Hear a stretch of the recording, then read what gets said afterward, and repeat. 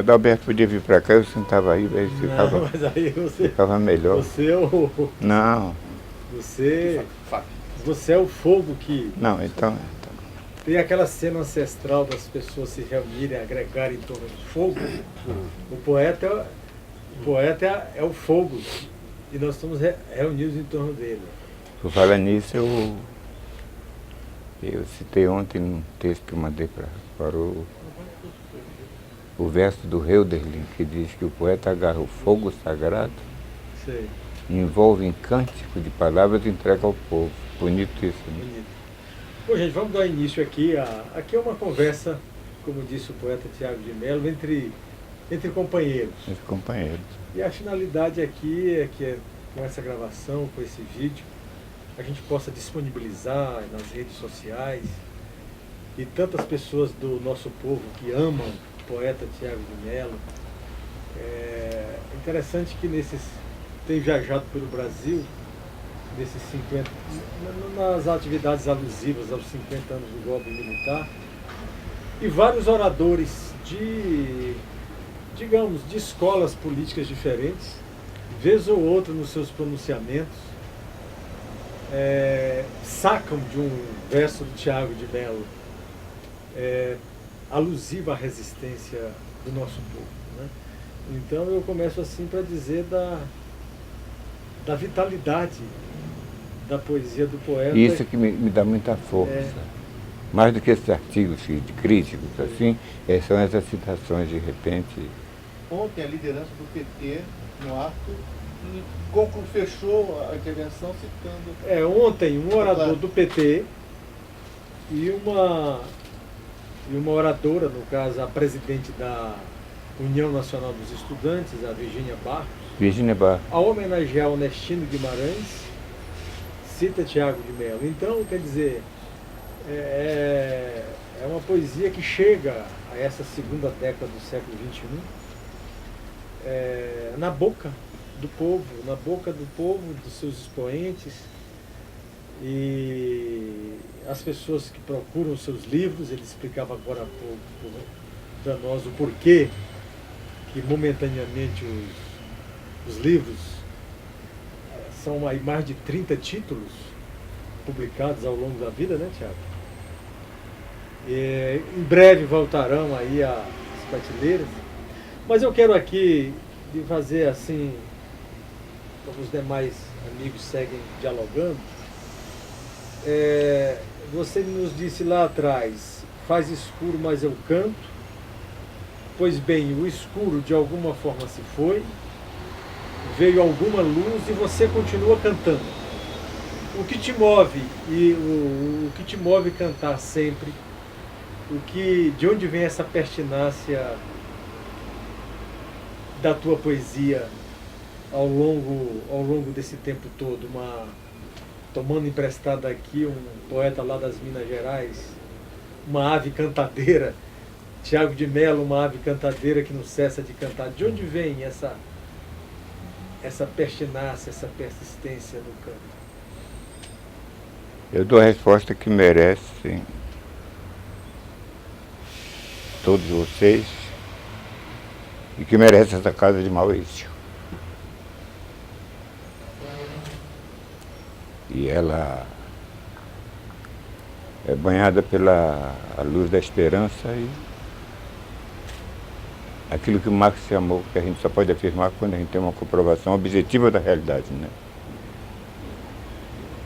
Esse canto nasce do sonho escuro das crianças que dormem com fome ainda no Brasil e da minha certeza muito pessoal de que é possível sim a construção de uma sociedade humana solidária ainda no Brasil. Eu acho que devo fazer a minha parte. É só essa a resposta. É só essa, mas não está nada de difícil. Tiago, nós temos lido aí declarações tuas aí pela imprensa, alguns amigos jornalistas teus que te entrevistaram lá da tua terra, do estado do Amazonas, mas não só de lá, de outras paragens, em que que além dessa motivação que você acaba de sublinhar, que é a tua coerência, desde o sempre, o teu engajamento na busca de uma sociedade humana, solidária. Temos lido palavras tuas referentes a outras causas que estão conectadas com esta, que uma é a integração cultural da América Latina, que você apregoa, que você procura fazer tua parte, traduzindo obras.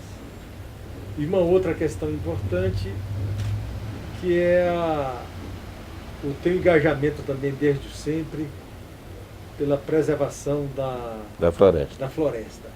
Nos fale um pouco sobre essas outras duas motivações que estão vinculadas a que você se referiu.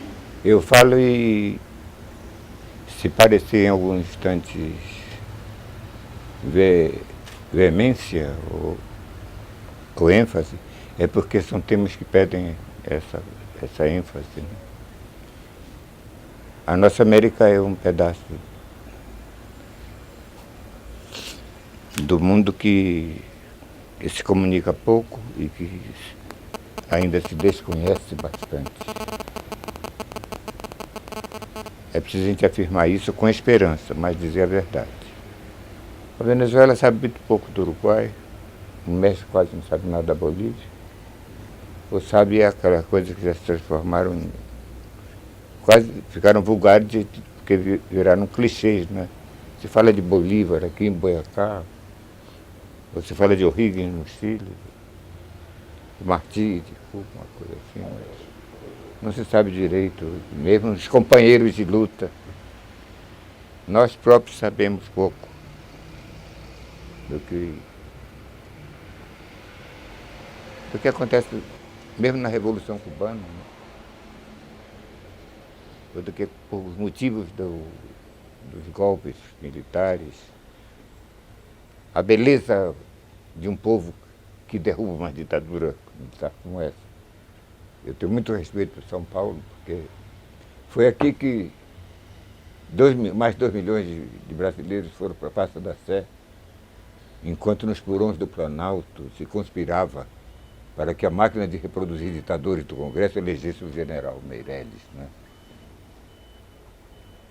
E o povo de São Paulo foi, depois para Guanabara, outros 2 milhões, foi o povo que derrubou a ditadura. A ditadura não foi entregue, não. Eleição direta já. E o Brasil inteiro começou direta já. É a pena que o Neruda não pôde ver que o povo foi para a rua mesmo. E a propósito disso, eu acredito cada vez mais que sem a participação popular, com a liderança. Eu estava em Lisboa quando Agostinho Neto tomou posse. Sim. Aquele poeta negro lindo, lindo, que como Maurício fez, ele também, como comandou a guerrilha, e triunfou.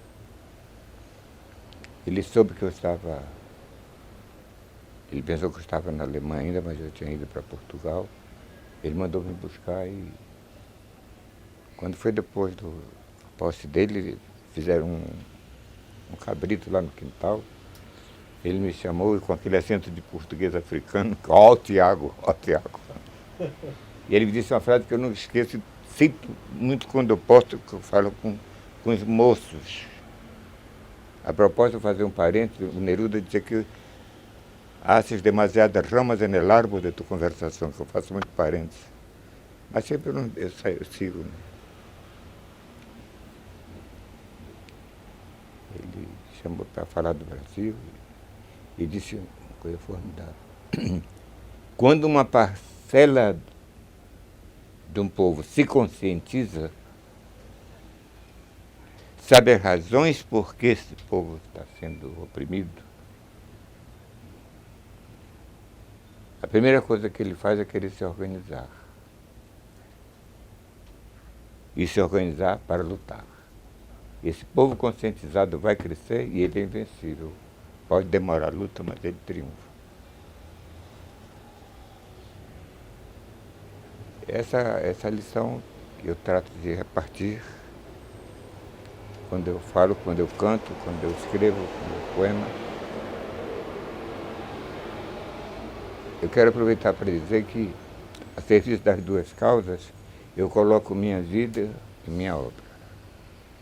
Eu devo muito ao instante em que o Mário Benedetti, esse companheiro uruguaio, né, poeta maravilhoso, houve um centenário de Rubem Dario, em 67, em Cuba, em Havana, o centenário de Rubem Dario lá. Então, muitos escritores. E Mário me chamou e disse: Thiago, vamos fazer uma coisa. Vamos fazer um texto, nós dois assinamos e vamos ver quem assina também. Tem muito escritor aqui, muito romancista, muito poeta, muito crítico. E fizemos umas 6 ou 8 linhas só para dizer que não pode haver divórcio, o divórcio é dele, eu sugeri que pode haver separação, tem que haver uma coerência entre a pessoa e o escritor, entre o homem e o poeta. O que o poeta diz, ele tem que assumir o que diz na sua vida. Não pode haver esse muro entre o dizer e o fazer. Foi muito importante para mim esse instante, porque muitos se recusaram a assinar, dizendo que era impossível na sociedade que a gente vive. Você ser coerente, você tem que viver de acordo com as leis da sociedade. Numa sociedade capitalista, você tem que ceder ou conceder a cada instante. E eu decidi não ceder nem conceder a favor do grande fator inimigo da justiça, inimigo da redenção, o resgate como redimir a vida de um povo que sofre, né?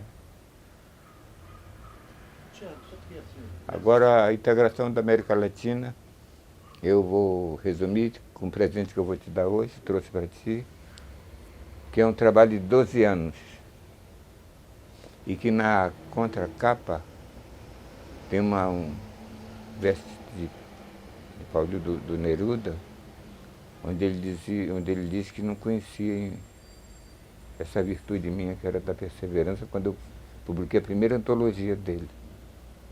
Ele me viu trabalhando, aliás, ele estava numa mesa, ele traduzia meus poemas, eu traduzia os dele. Ele traduzia meio brincando e tal, eu levava a sério a tradução. E traduzi a altura do Machu Picchu e levei 43 dias para traduzir o poema. Ele disse: mas eu traduzi os teus estatutos logo de uma vez só.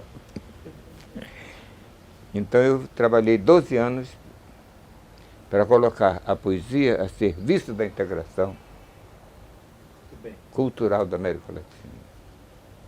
E eu escolhi os meus poetas queridos, não sei se são grandes, para mim, eu não tenho vista métrica para medir poeta, quem é grande. Eu sei que a poesia não dorme com quem é pequeno, a poesia eu não gosto. Então, eu escolhi 150 poetas, 148 poetas, 150, com 5, 6, 8 poemas de cada um, depende. E acontece que já é um editor brasileiro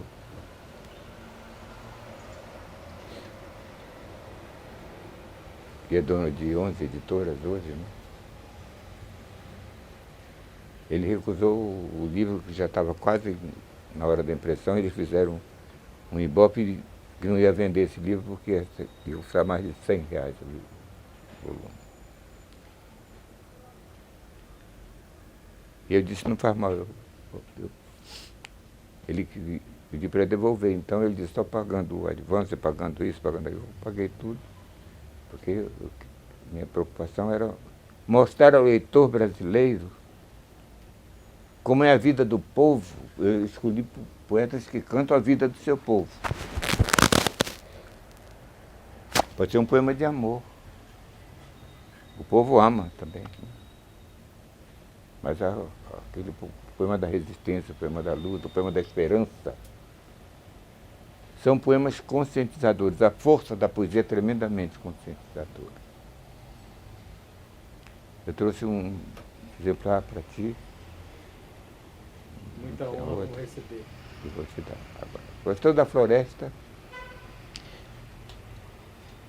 É uma causa a qual eu consagro muito da minha vida, não porque eu seja filho da floresta. Aliás, estamos aqui com um livro, aqui já os nossos, quem estiver assistindo, já que o Tiago vai falar agora sobre a floresta, uma das suas obras, O Mormaço na Floresta. Essa edição aqui, vamos dizer, do Círculo do Livro. Eu acho que você tirar essa criança, eu vou ficar com ela. Agora, essa aqui você vai presentear minha filha, que tem 20 anos. Está então... combinado. Está combinado. Já que ele vai falar, eu queria fazer uma pergunta que talvez... Mas é você, desde que seja sobre a floresta agora. Tá bem.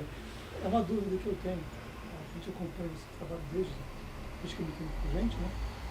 A dúvida houve um momento específico em que você descobriu que foi pego pela poesia e falou, tô ferrado? Ou a poesia foi acontecendo e ela foi natural para você? Nasceu da floresta, nasceu...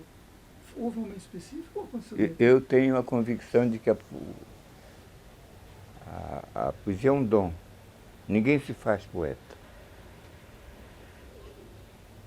É um dom com...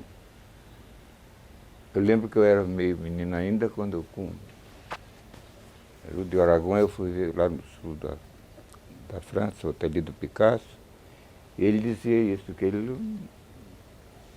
Quando ele viu, ele já estava desenhando, menino. O artista...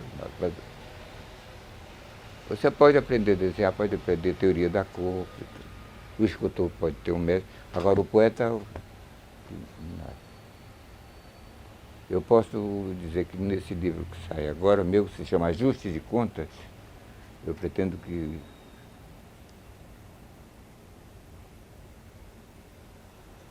Eu acho que eu encerro... São cerca de 100 poemas inéditos, né? E eu boto o meu primeiro poema, tá lá, meu primeiro poema. São 3 versos, que eu não sabia que eram versos. Não sabia, eu tinha 12 anos. Ah, 12 anos. Quando um companheiro caboclo, que não sabia nadar, empinando pipa, papagaio, como a gente chama, Vilares. Era uma serraria na beira do Rio Negro. Eu sei que ele, em vez de não conseguiu cortar, houve embolada como são 2 papagaios, e a gente colhe e vai andando para trás para ganhar. Aí ele caiu na água. Eu vi quando um caboclo forte, de roupa e tudo, se jogou, eu cheguei atrás, já não se via mais ele. De repente eu vi os olhos dele, do rosto dele, assim. Ele era meu colega de verdade, né? Eu fui para casa, eu trepei num abieiro, tinha uma forquilha assim, curva, fiquei sentado. De repente eu falei. Falei em voz alta, tinha um espaço, sozinho. Vi meu amigo morrer afundando no peral. Ponto. O que vai acontecer? Essa indagação de natureza transcendente, né, marcou muito minha poesia anos depois. E quando o Bandeira soube disso, ele disse, você fez 3, um terceto e cada verso de 7 sílabas. Quer dizer, nasceu pronto já. Tá certo. Eu não esperava contar isso. Agora volte a falar da sua floresta, da nossa, da humanidade. Assim como ao desconhecimento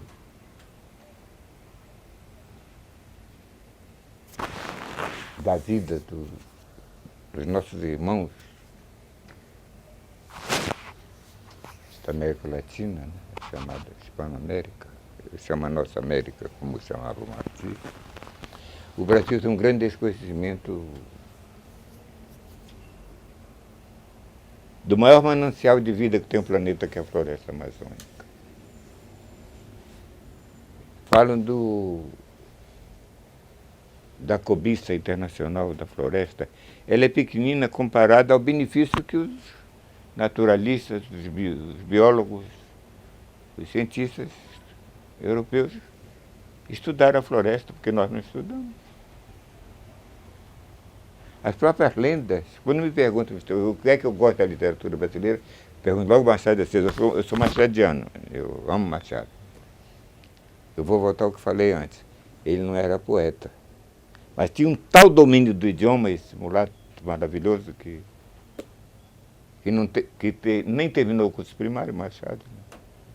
Um tal domínio do idioma que conheceu os segredos mais íntimos das palavras e foi capaz de fazer o soneto da Carolina e o Ciclo Vicioso. Porque Crisálida deu até terceira categoria os versos dele lá. Mas ele tem a obra magistral lá.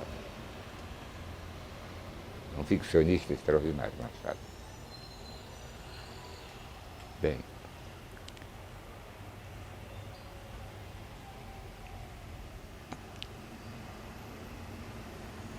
O futuro da floresta, antes que o painel internacional de mudança climática das Nações Unidas afirmasse no seu 5º relatório, que foi divulgado no dia o maior fracasso da esperança humana, que foi a reunião de Copenhague, no dia 10 de dezembro de 2010, quando 193 chefes de Estado, presidentes da República, primeiro-ministros, se reuniram para fixar o nível mínimo, ou melhor, tão pequenininho, mas o nível máximo da emissão dos gases malignos com os quais nós queimamos o planeta, a nossa morada. Eles não chegaram a acordo. Não quiseram ler que a vida, e nem quiseram ler, não chegaram a acordo, em voz alta, no plenário, e discutir a afirmação dos cientistas, 283 cientistas do painel internacional, de que na segunda metade deste século, a vida da floresta amazônica começaria a ser afetada pelo aquecimento do planeta. Antes disso, entretanto, eu estava consagrado há muito tempo, porque eu sabia da riqueza que tem essa floresta. Eu dizia para o companheiro, que rima com Monteiro, que eu não sei me promover. Mas acho que eu posso dizer que eu vou atender, porque pode ser uma... Alô? Eu dizia que se eu contribuir com meus livros,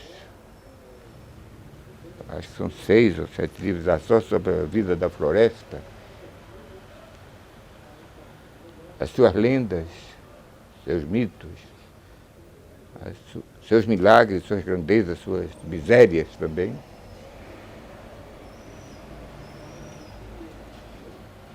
Foi a veemência, a ênfase que eu dei na afirmação de que não chega a 5%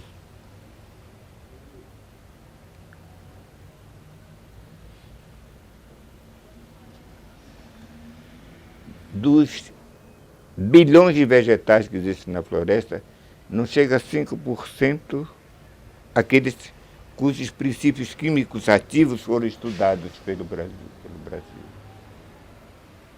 Quando os portugueses chegaram lá, os jesuítas na floresta, um alferes tem uma terceira carta do caminho que conta isso, para falar que as Índias eram fogosas, ardentes, não sei o que tem. Um alferes se encostou num galho de coisa. Uma índia chegou com a copaíba. A copaíba andiroba já tinha quando os portugueses chegaram. Como já havia uma cultura brasileira, indígena, né, que perdura até hoje dentro da nossa vida. A copaíba andiroba, aliás, recentemente, há menos de 10 anos, os Estados Unidos queriam patentear a copaíba. Porque eles estudaram que a copaína não tem só essa virtude cicatrizante, não. Tem outras virtudes, inclusive, que atingem os neurônios cerebrais. O Philip Lovejoy, que 17 anos, esse biólogo norte-americano, trabalhou no INPA, lá em Manaus. Ele foi trabalhar no Fundo Monetário Internacional, não sei, para dar financiamento só para pesquisas ecológicas, e todo ligado muito à floresta amazônica. Ele leu isso aí e desenvolveu, foi mais além, disse que se o Brasil monta laboratórios dentro da floresta mesmo, com microscópios poderosos, para estudar os princípios químicos ativos da floresta, de vegetais, seja de um galho, de uma folha, de uma casca de árvore, de uma raiz, o Brasil seria o país mais poderoso. Chegou aí hoje a sexta potência mundial, mas ele seria poderoso porque ele mudaria a própria cultura brasileira. Ele seria um país rico porque acabaria com a pobreza e a miséria do seu povo graças a isso. No entanto, a unha de gato, eu estive na Suécia recentemente, está sendo estudada em Estocolmo. Tiago, e aqui os cientistas são criminalizados ainda, muitas vezes. Sim, gostei de ouvir isso. Gostei de ouvir tentam isso. estudar nossa biodiversidade, por conta da burocracia, leis inadequadas, que impedem as pessoas de ir lá para dentro fazer isso aí que você está propondo. A unha de gato se descobriu isso em Estocolmo. Ela, quando o câncer é diagnosticado precocemente, logo ao começo, a unha de gato tem o poder de impedir o desenvolvimento da célula cancerosa, tomando chá dela diariamente, etc. É um cipó, um grosso, que cai assim das árvores. É uma planta tipicamente brasileira. Tipicamente brasileira. Só tem dizem que tem no Congo. Dizem, porque não há uma afirmação científica assim ainda. Mas o unha de gato é brasileiro. Entendeste? Depois tu me dizes. Né? O outro fator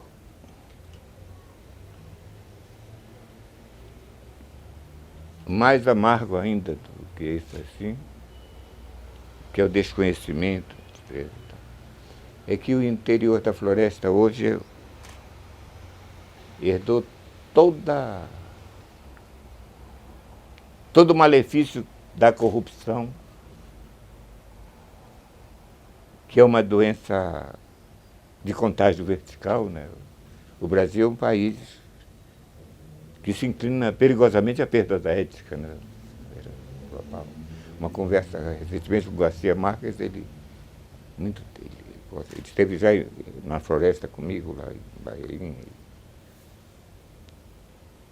Ele sofre muito com essa situação brasileira, porque cada dia mais vamos ficar na floresta só, deixa o resto, deixa o Senado para lá depois. Deixa o ser abominável presidindo o Senado.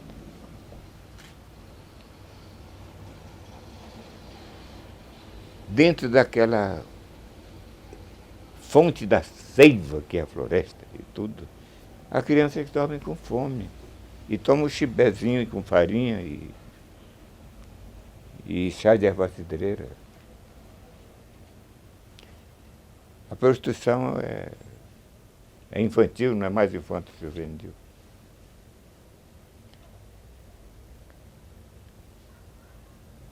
Não a vereador já aprendeu, o prefeito já aprendeu caixa 2. Como é que se faz a caixa 2 que o governador faz? De todos os estados amazônicos. São 9 estados mesmo. E 3. dentro além dos 8 países mais da nossa América Latina, que são parcialmente cobertos pelo verde amazônico, né? É o país onde existe ainda as mais fortes e feias desigualdades sociais. É dentro da floresta amazônica.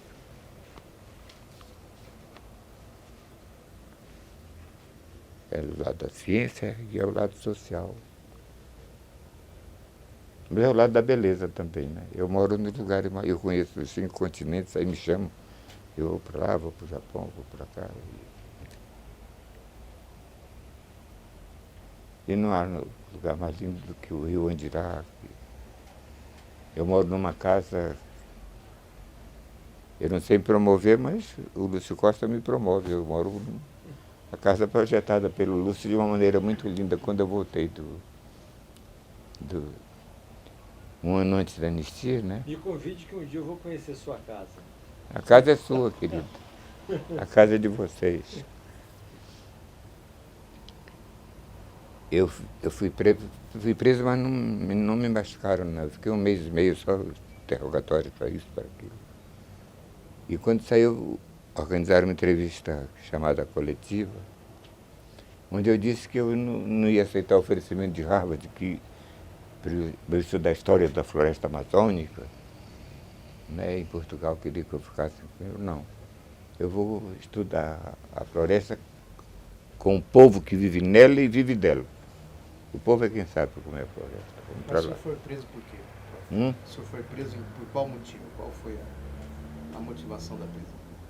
Na época da ditadura? Eu não era narcotraficante, não. Não. É porque eu resisti. Os seus poemas fizeram tão mal assim para a ditadura?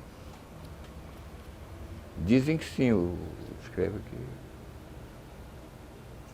Quando eu vi, eu vou responder para você, na floresta para você. Quando eu recebi a notícia que havia ditadura militar, eu estremeci, meu ser inteiro está. Ditadura no Brasil? Não é a índole do nosso povo. 16 dias depois do golpe, vi a mala diplomática, toda semana toda embaixada tem, vem o Correio da Manhã, jornal onde querido Coni, Carlos Heitor Coni, foi o primeiro intelectual, escritor brasileiro que ergueu sua voz com a crônica A Revolução dos Caranguejos e depois O Ato e o Fato. E quando eu vi a fotografia do Gregório Bezerra, esse líder japonês, era do partido, sendo puxado por uma corda preta amarrado no pescoço, ele só de calção, descalço, o peito todo lanhado, ainda, pela rua do Recife, puxado por um coronel, que eu não digo o nome porque ele tem netos.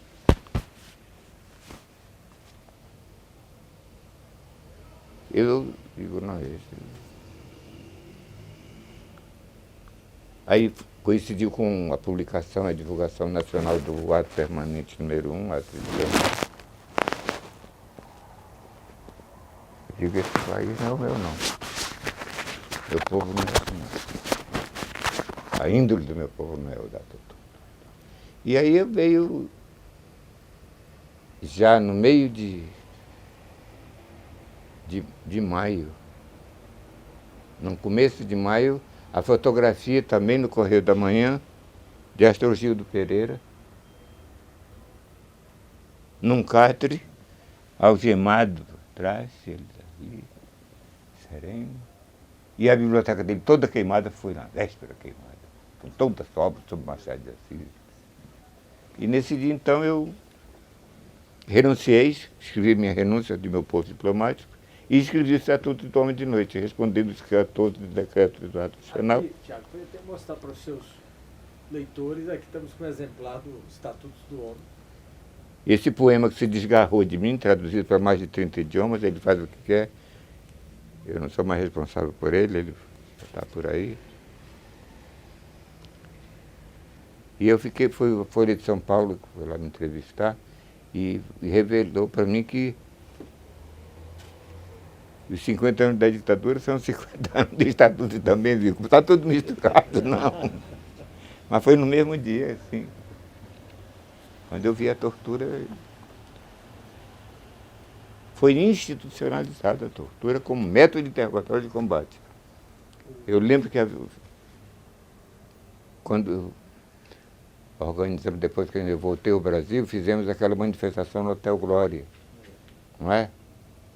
Ficou famosa. Os 8 do Glória. Fomos todos presos e... Era uma reunião da OEA. Da OEA. E o Foster Dulles, secretário de Estado, com o Castelo Cunha entraram. De noite tínhamos pintado as faixas, com Glauber, o Calado, Coni, etc. Abaixo a ditadura, viva a liberdade. Mas eu não me contive quando apareceu o Castelo. Depois eu disse que ele era um filho daqueles. E, rapaz, eu sei que correram em cima de mim e me deram chave de braço, chamava antigamente. E eu dizia, tira a mão. Eu disse, olha aí, leva esse homem daqui. Tanto que eu fui preso separado.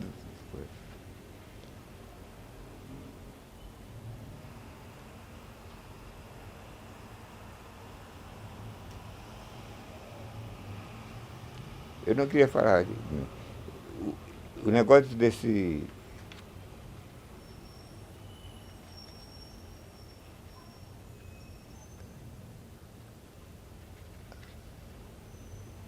Foi a primeira vez que os escritores, os artistas, os chamados intelectuais, palavra que eu não gosto, porque eu acho um operário que sabe a causa, porque ele é explorado, um camponês que sabe, o intelectual, ele sabe inteligir a razão, as causas disso. Tá?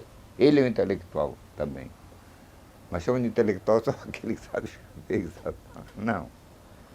O povo é intelectual. Mas foi a primeira vez que os escritores, os artistas, tomaram a frente na história política do Brasil. Nunca houve assim, um movimento. Eu lembro que eu consegui a assinatura de Pixinguinha, de Lúcio Costa para cá, entendeu?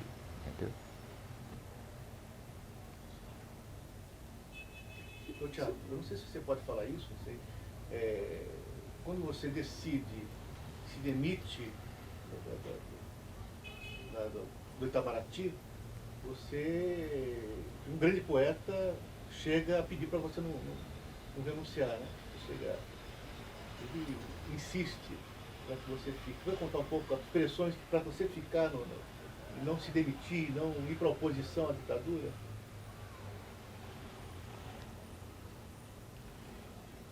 Eu não quis servir de exemplo para ninguém. Foi um problema absolutamente pessoal de consciência minha com a vida do...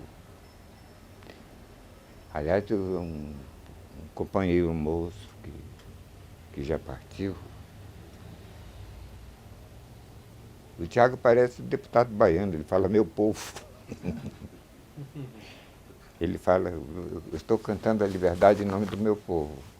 Mas eu me sinto muito edificado, não sei por a infância que eu tive, a formação que eu tive de criança pobre, né, convivendo com camponesa, com agricultores, como meu pai.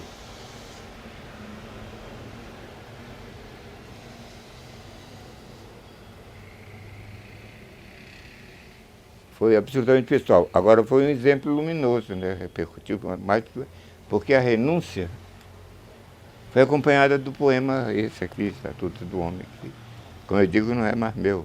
E não é meu melhor poema, não, coisa nenhuma. Não. Pode ser o mais famoso.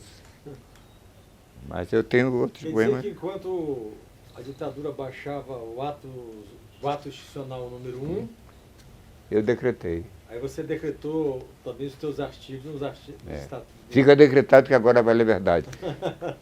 Por falar nisso, Agora isso eu faço questão de contar isso para vocês. O Reis Veloso me chamou ano passado para o Fórum Nacional. Sim, aquele fórum que ele organiza anualmente. Anualmente. Era o 15º.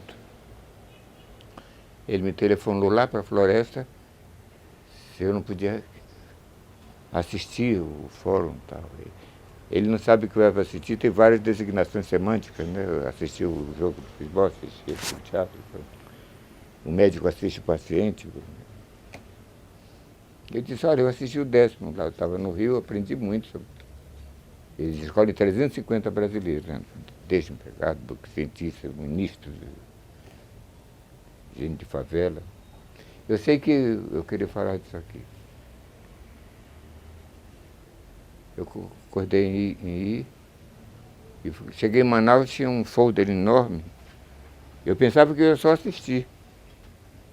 E cheguei em Manaus, tinha um folder com toda a programação, era abertura pelo ministro da Fazenda, o Manteiga.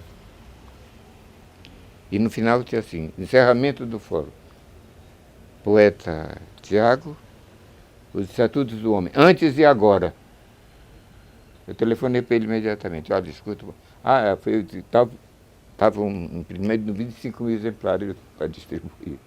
Eu telefonei para ele, a primeira coisa, vem cá, vou pedir autorização da editora, mesmo você não pediu. Então eu vou lhe dar imediatamente uma data retrospectiva, senão o departamento jurídico vai em cima do fórum. Eu vou ter que pagar apropriação indébita, não sei o que tem. Sabe? Agora tem uma coisa, eu não vou poder aceitar isso aí.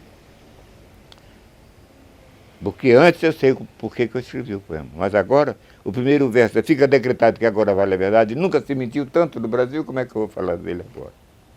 Aí sabe o que eu fiz? Ele insistiu muito, eu fiz o seguinte. Fui ajudado. Fui pelo Coni, pelo Marcelo Cerqueira, pelo negro lindo da vida, Joel Rufino dos Santos, para mim, meus escritores prediletos. Eu falei tudo de antes, como foi. Agora eu vou fazer perguntas. Ele concordou, o Reis Veloso, a secretária preparou, fiz 5 perguntas. Ele projetava na parede as perguntas e ele lia. A primeira pergunta não era minha, era de Rimbaud. Por que adiar tanto que é inadiável? O que é ardentemente inadiável? Aí outra pergunta. Mas quando chegou a 5ª pergunta, eu peguei e pedi para explicar. Olha, eu preciso de mais das respostas, quaisquer que sejam, a essa pergunta. Por que a economia, que está em 6º lugar no mundo, não desce a escala mundial e vai buscar a educação, que está em 63º lugar? Sabe o que a educação vai dizer? Olhe, dona Economia, eu só vou se você for descer comigo no 86º lugar, onde está a saúde do povo brasileiro. Aí nós podemos acompanhá-la para ir para o 6º lugar. Eu lembro que foi uma pausa danada. E o Manteiga fazia assim. Quer dizer, a minha inquietação social... é bom dizer isso, que eu queria ir embora, que eu estou cansado. Tá bom. Os concretistas de São Paulo, que nós dois sabemos o que dizemos, fizeram um grande dano que perdura até hoje, eu vou se prolongando, porque eles eram professores de universidade. O concretismo tinha como bandeira eliminar da poesia o sentimento e o verso. Como é que pode fazer criação gráfica? Então, eles fizeram o que o Tiago, que pena, o Tiago agora faz poesia política. Não, eu faço poesia da vida. Eu posso contar o joelho da moça que está ali, né? A constelação, mas eu posso cantar também a injustiça, a dor. A mulher que está tendo filho na calçada, já é a quinta mulher que tem filho na calçada em Manaus porque não tem vaga no hospital. Esse menino, esse criança que nasceu, vai contar um dia. Eu fiz o poema para a menina. Na calçada porque não tinha lugar. Na verdade, faz tempo que os pobres não estão voltando lugar para eles e muitas coisas. Tá bem, então eu conversei com vocês. Para encerrar aqui. Mas então tu responde a tua própria pergunta. Mas é apenas para curiosidade dos teus leitores, das tuas leitoras, porque você nos falou de uma boa nova. Você falou de um lote, me permita assim dizer, comparando com um lote de boas garrafas de vinho. Você anuncia um livro com 100 poemas inéditos. Então, para encerrar, que a gente encerrar conversando com o poeta, falando de muita coisa aqui, mas por falar com o poeta é falar das coisas da vida. Que geralmente as pessoas pensam que a gente vai conversar com o poeta e o poeta vai falar das coisas etéreas, etc. O poeta fala da vida do seu país, do seu planeta, do seu povo. Nos fale só um pouco desse filho novo que vem vindo, no geral, da temática desses poemas novos que você vai publicar. É uma temática única, é uma variada? Só nos dê alguns sinais da face desse novo filho que vem chegando. O senhor falou que os estatutos não são os melhores poemas. Esses que vêm agora são os melhores? Acho que sim. Porque arte é trabalho, né? Nenhuma arte dá mais trabalho do que a poesia, né? O poema exige muito. Então, a gente adquire, não é a autocrítica, não, é o domínio do fazer poético, né? A gente sabe que a gente acertou mais no dizer. Que a gente escolheu certo as palavras e o lugar certo onde elas devem ficar.